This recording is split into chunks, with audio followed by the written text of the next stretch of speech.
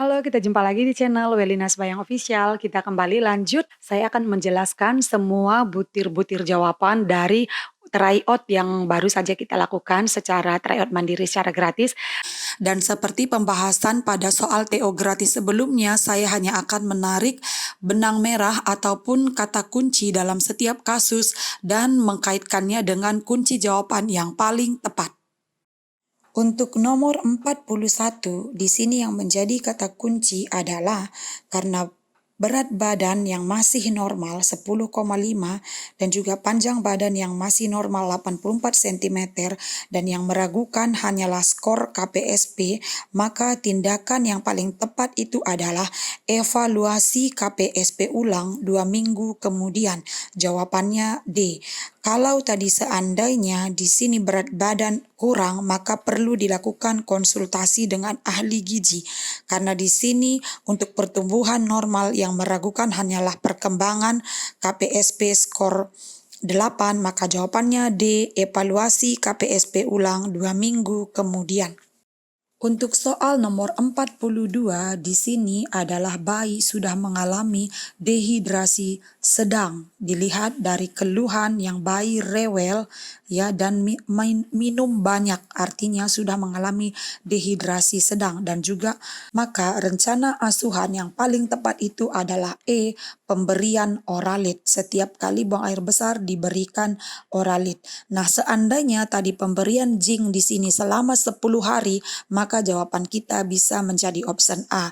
Tetapi karena pemberian zinc hanya 1 minggu, maka jawaban yang paling tepat itu adalah E, pemberian oralit. Untuk soal nomor 43, kata kuncinya adalah tampak ruam merah kecoklatan di sekitar telinga, ya, kepala dan leher, namun mata tidak merah, ya. Ini merupakan tanda gejala dari campak. Jadi asuhan yang paling tepat kita berikan pada kasus tersebut adalah E, pemberian vitamin A.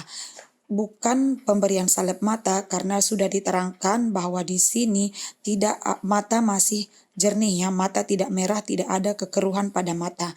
Jadi jawabannya itu adalah E, pemberian vitamin A. Untuk soal nomor 44, di sini yang menjadi kata kunci adalah umur yang masih 6 bulan, ya, dibawa ke posyandu. Nah, umur berapakah bayi tersebut dijadwalkan dipantau kembali tumbuh kembangnya? Karena skor KPSP-nya 9, artinya masih dalam normal, ya, 9, 10 itu masih normal. Jadi umur 3 bulan sampai 2 tahun itu adalah evaluasinya setiap 3 bulan sekali. 2 tahun sampai 6 tahun evaluasinya setiap 6 bulan sekali. Karena umurnya 6 bulan, maka 3 bulan kemudian akan dievaluasi, maka jawabannya adalah ketika bayi berumur 9 bulan. Jawabannya C. Untuk soal nomor 45, karena di sini keluhan batuk sejak 1 bulan, maka rencana asuhan yang paling tepat itu adalah B, rujuk untuk pemeriksaan lanjutan. Jawabannya B. Untuk soal nomor 46, di sini kata kuncinya adalah pembengkakan pada kepala yang teraba lunak dan batas tidak jelas, artinya tidak berbatas tegas dan melewati sutura berisi cairan limfe. Maka jawaban yang paling tepat di sini adalah B, kaput succedanium. Untuk soal nomor 47, karena di sini bayi lahir 2 jam yang lalu, maka 1 jam pertama sudah mendapatkan IMD. Dan 1 jam kemudian setelah IMD itu, yang biasa dilakukan itu adalah pemeriksaan fisik, antropometri, pemberian FITKA, dan juga di situ sudah diberikan salep mata. Maka pertanyaannya, rencana prioritas apakah yang paling tepat pada kasus tersebut? 2 jam setelah bayi lahir itu, saat itu adalah menyuntikkan imunisasi hepatitis B0, jawabannya D. Untuk soal nomor 48, di sini adalah bayi kehamilan aterem menangis kuat, warna kulit merah, dan semua pemeriksaan dalam batas normal, maka diagnosisnya itu adalah A, bayi baru lahir normal. Untuk soal nomor 49 di sini adalah masih dengan bayi lahir normal di mana berat badan 2.500, tetapi yang menjadi kata kunci adalah di sini daya hisap yang kuat dan refleks yang bagus. Maka rencana asuhan kita adalah A. Rawat gabung supaya bayi bisa lebih maksimal bisa menyusu kepada ibunya. Jawabannya A. Untuk soal nomor 50 di sini adalah bayi baru lahir spontan aterem ya 4 jam yang lalu. Artinya berarti pemeriksaan fisik FITKA hepatitis B0 sudah dilakukan dan di sini ditegaskan bahwa hisapan bayi yang kuat dan ASI keluar lancar. Maka rencana asuhan yang paling tepat diberikan pada kasus ini adalah memberikan pendukung pemberian ASI on demand. Jawabannya D. Soal 51 di sini yang menjadi keluhan utama adalah timbul varises pada kaki dan ibu merasakan cemas ya. Jadi pilihan jawaban yang paling tepat untuk menghindari daripada varises ini adalah E. Menghindari penggunaan sepatu hak tinggi. Untuk soal nomor 52 yang menjadi kata kunci usia kehamilan 42 minggu dan belum ada tanda-tanda persalinan.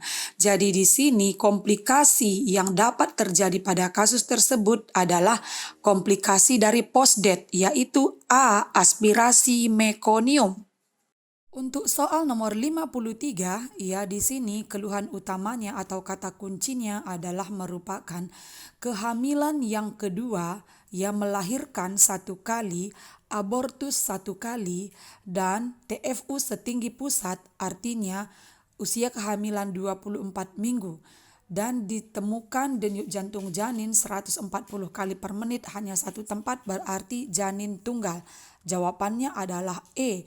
G2P0 A1 hamil 24 minggu janin tunggal hidup intrauteri. Untuk soal nomor 54 di sini adalah usia kehamilan 3 bulan, keluhan keluar darah dari jalan lahir dan di sini ada kata bidan menjelaskan namun keluarga menolak. Jadi karena keluarga menolak, tindakan bidan yang tepat adalah A. Memberikan informed consent.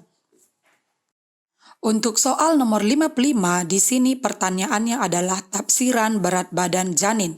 Kata kuncinya kepala sudah masuk pintu atas panggul dan tinggi fundus uteri 30 cm.